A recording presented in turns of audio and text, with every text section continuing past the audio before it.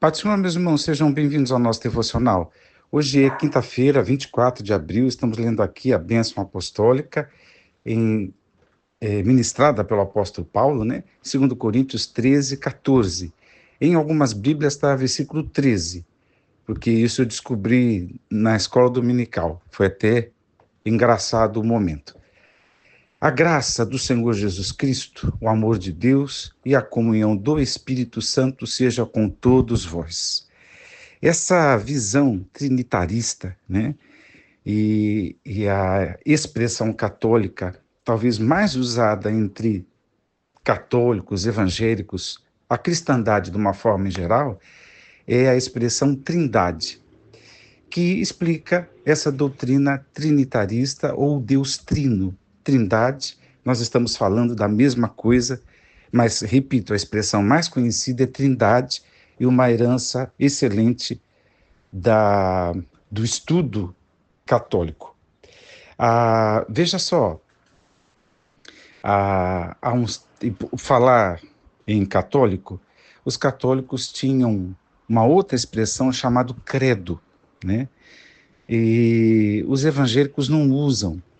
Há muitos anos atrás, num jornal evangélico chamado Mensageiro da Paz, nós tínhamos um recorte chamado Cremos, né? Eu acho que para ser um tanto quanto original, mas que falavam das mesmas coisas. Tanto o credo católico quanto o cremos dos evangélicos de alguns anos atrás, nós estamos falando da mesma coisa. Ou seja, nós estamos falando em que depositamos a nossa fé. Eu escolhi a bênção apostólica porque o credo católico e o cremos evangélico repousa nesta natureza trinitariana, olha que palavra bonita, ou seja, do Deus Trino. O que é que a gente crê em síntese? E o porquê que isso tão fundamental é importante ser falado, ser lembrado? É porque não podemos pular etapas, né?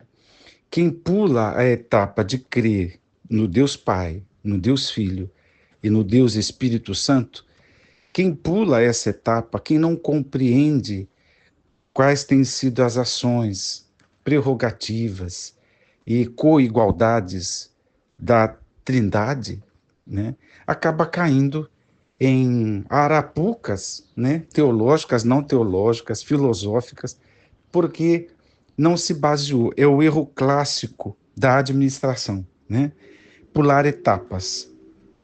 O erro clássico também no educacional, principalmente nessa era digital, onde as crianças não fazem mais bolinha. Osmar, do que você está falando? No passado, lá na primeira infância, a gente não saía escrevendo nada, nem copiando nada da lousa, mas a gente era treinado, ensinado para treinar a prática da escrita cursiva, né? Então a gente fazia bolinha, ondinha, traços e tal, tudo para criar, digamos assim, um condicionamento para poder escrever. As crianças que pulam essa parte, depois ficam com uma dificuldade tremenda, porque pulou o básico. A administração, em qualquer lugar, em qualquer instância, quando pula uma etapa simples assim, arquivamento de protocolo, arquivamento de documento, se errar ali, depois ninguém acha mais, né? E aí fica complicado. Estou falando de uma coisa muito simples. Pular a noção do Deus Trino é pular, entre aspas, porque não é simples. Aliás, é um mistério. Mas pular disso aí faz com que as pessoas se percam, né? E que tenham a sua fé, não vou dizer complicada, mas uma fé que ele próprio, ela própria, não sabe explicar. Então, o que é importante eu dizer hoje para eu parar de falar? Que o nosso Deus, Pai, é Deus Todo-Poderoso, como se falava já em Israel, que é o Criador dos céus e da terra, né? E a coisa mais importante para nós, na nossa geração, ou seja, na nova aliança, é que esse Deus é o Pai de nosso Senhor Jesus Cristo. Dentre muitas outras coisas, ter as convicções de que Deus é Criador e Pai de nosso Senhor Jesus Cristo e que evoca sobre ele a paternidade sobre todas as coisas, né? O Criador de todas as coisas, isso já é de suma importância. E Jesus? Quem é Jesus?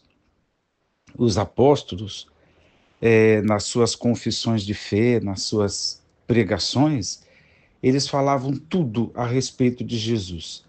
Nascimento, seu, os seus atos, né, seus milagres, é, afirmavam e reafirmavam e pregavam e repregavam tudo a ver com o ministério de Jesus, sofrimento, crucificação,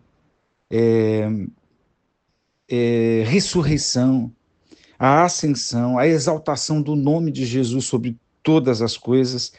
E isso é algo que precisamos conhecer profundamente para não pularmos etapas. E depois, a declaração de fé no credo, no cremos, é a respeito do Espírito Santo, né? Quem é o Espírito Santo? Talvez na modernidade, o que mais provoca confusão é sobre o papel, o trabalho, a natureza do Espírito Santo, né? É por isso que há, mundo afora, muitos problemas, né, de neopentecostais, pentecostalismo, sabe, ismo mesmo, no sentido quase pejorativo, né, aonde em muitos lugares se perdeu os conteúdos sobre o Espírito Santo e ficaram só emoções, e ficaram só substitutivos fajutos, sabe? Então é tão importante saber quem é o Espírito Santo, a sua natureza, é, onde ele atua, como ele atua em relação ao mundo, em relação ao crente, em relação à palavra de Deus, em relação a uma série de coisas, a dons, carismas, né? E na própria salvação do crente e na conservação desta fé, na santificação desse crente. Então é muita coisa. Pular essa etapa só gera confusão. Que Deus te abençoe a abraçar o credo do entendimento da Trindade e de como, de quem é Deus, quem é Jesus, quem é o Espírito Santo, enfim, Deus te abençoe. Isso aí é uma busca nossa constante, porque é fundamental.